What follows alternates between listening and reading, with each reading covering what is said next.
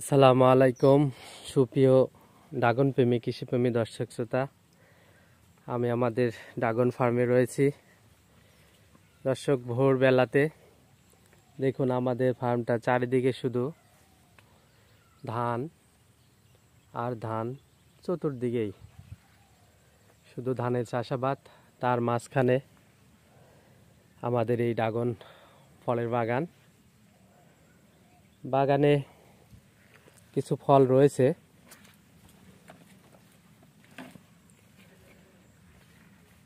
এবং অল্প কিছু ফুল রয়েছে এবং নতুন কিছু কুড়ি, এই যে এই সাইজের কুড়ি অল্প পরিমাণে আমরা দেখতে পাচ্ছি। আমাদের ধারণা যে এই কুড়িগুলোই হয়তো আমাদের শেষ, এই সিজনের শেষ।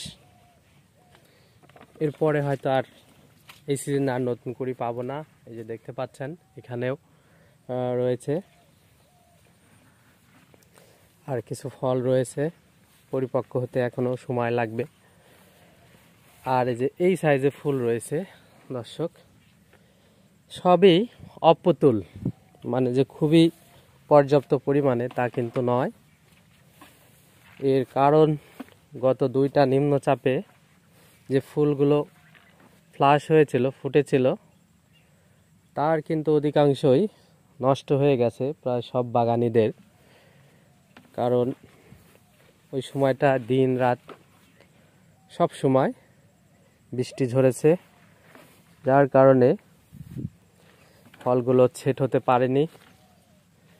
এখানে আমরা কুড়ি দেখতে পাচ্ছি। তো এইভাবে দেখা যায় যে কিছু কিছু ফুল, কিছু কিছু ফল আর কিছু কিছু কুড়ি রয়েছে। তবে ফল রয়েছে এখানে দুইটা স্টেজের ফল রয়েছে মূলত। তো পাশাপাশি হারভেস্ট হবে। এই যে কুড়ি দেখতে পাচ্ছেন, একটা ধরন হারভেস্টে শেষ হতে হতেই আর একটা ধরন রেডি হয়ে যাবে। সুপ্রিয় দর্শক, এই নিম্নচাপ এবং বিরূপ আবহাওয়া দেখুন, যে এই কুশিগুলো কিন্তু কেটে দিতে হবে। বিরূপ আবহাওয়া কারণে আমাদের ড্রাগন চাষে এবার কিন্তু খুব ভালো ফলাফল এটা কিন্তু হয়নি।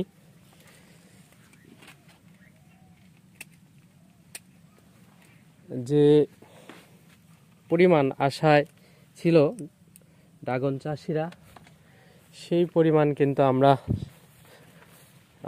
পাইনি ফলাফল। তার কারণটা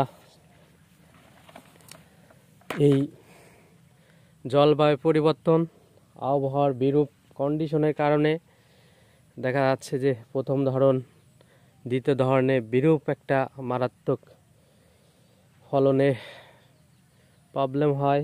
পরবর্তীতেও তাপমাত্রা হঠাৎ করে অনেক বেড়ে যেয়ে ফলনে অনেক ডিফারেন্সের কারণে, যার কারণে গড় ফলন গতবারের চেয়ে এবার কিন্তু কম হচ্ছে। বাজারও তুলনামূলক কম ছিল, যার কারণে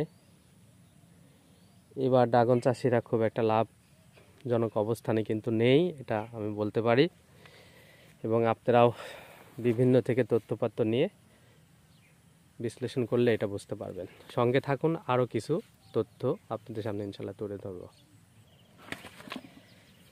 তো এর মধ্যে একটি বিষয়, এই যে দেখুন আমাদের কিছু গাছ, কিছু দুর্বৃত্ত কেটে দিয়েছিল, এই গাছ নষ্ট হয়ে যাচ্ছে, মরে যাচ্ছে। কিছু গাছ আবার কুশি ছেড়ে ঠিকও হয়ে যাচ্ছে। তো যাই হোক, মূল কথায় আসি। তো কৃষি চাষাবাদ মানেই কিন্তু ঝুঁকি, রিস্কের বিষয় আছে। এটা কিন্তু মাথায় রেখেই আমাদের এই কৃষিকাজ কিন্তু চলমান রাখতে হয়। কারণ আমাদের দেশটা কৃষি প্রধান দেশ। এই যে দর্শক দেখতে পাচ্ছেন কুড়ি, এবং কিছু ফল ফুল। তো এইভাবে আছে কম বেশি, মানে কিছু ফল, দুইটা ধরনের কিছু ফল, এই যে কিছু ফুল আর কিছু কুড়ি আমরা দেখতে পাচ্ছি। এটা অপতুল, মানে পর্যাপ্ত নয়, যেটা বাণিজ্যিকভাবে যেভাবে আমরা আশা করি সেইভাবে নয়। তবে তারপরে আলহামদুলিল্লাহ, তারপরে এগুলো বাণিজ্যিকভাবে হারভেস্ট হবে, বিক্রয় হবে।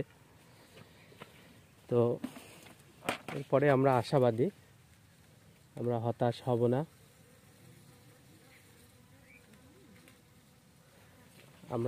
হব না। গতবার আমরা অনেক ভালো ফলাফল পেয়েছিলাম, এবার পাইনি। আল্লাহ চাইলে ইনশাল্লাহ আবার আগামীতে হয়তো ভালো ফল পাওয়া যাবে। তবে ড্রাগনের বাজারটা আসলে কিন্তু বড় প্রবলেম হয়ে দাঁড়িয়ে আছে। তো আমাদের এই জন্য যারাই নতুন করে ড্রাগন চাষে আসবেন, অবশ্যই বাজারটা জেনে বুঝে এবং সবচেয়ে বড় ফার্মিংয়ের দিকে এখন ড্রাগনের ক্ষেত্রে না আসাই মনে হয় উচিত। আমার কাছে মনে হয় ছোটোখাটো ফার্মিং যারা করতে পারেন, শৌখিন যারা আছেন, তারা তো অবশ্যই করতে পারেন সবসময়ের জন্যই, ওটা কোনো প্রবলেম না, ম্যাটার না। আর সবচাইতে আরেকটি গুরুত্বপূর্ণ বিষয় আপনাদের সামনে তুলে ধরতে চাই।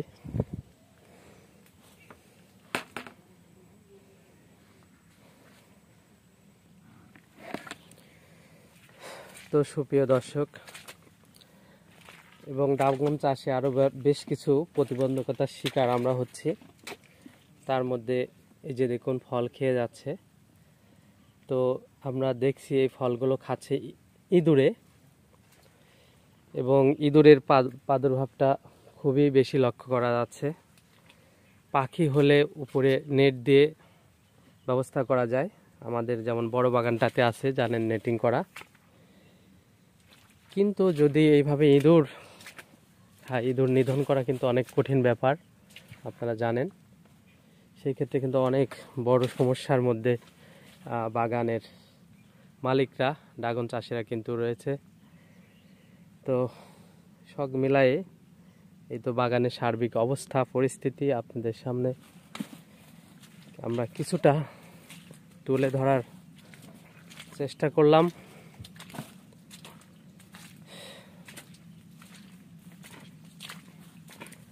এই যে দেখুন কিভাবে খেয়েছে করে করে।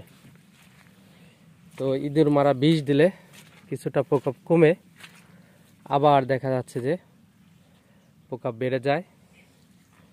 তো এরকম কৃষিক্ষেত্রে কিন্তু সমস্যার পর সমস্যা লেগেই থাকে, আছেই। যারা আসলে কৃষি কাজে এরকম বিভিন্ন সমস্যা মোকাবেলা করতে প্রস্তুত, মোকাবেলা করে কৃষিতে টিকে থাকার মন মানসিকতা আছে, লেগে থাকার, তারাই কৃষিতে আসবেন আগামীতে। নচেত কিন্তু আবার কৃষি পেশাটাকে ছেড়ে দিয়ে আবার অন্য পেশায় আপনাদের কিন্তু যেতে হবে। এই যে দেখুন করে করে খেয়েছে অনেক অনেক ফল এভাবে। তো সুপ্রিয় দর্শক, ভিডিওটি অনেক বড় হয়ে গেল, আন্তরিকভাবে দুঃখিত।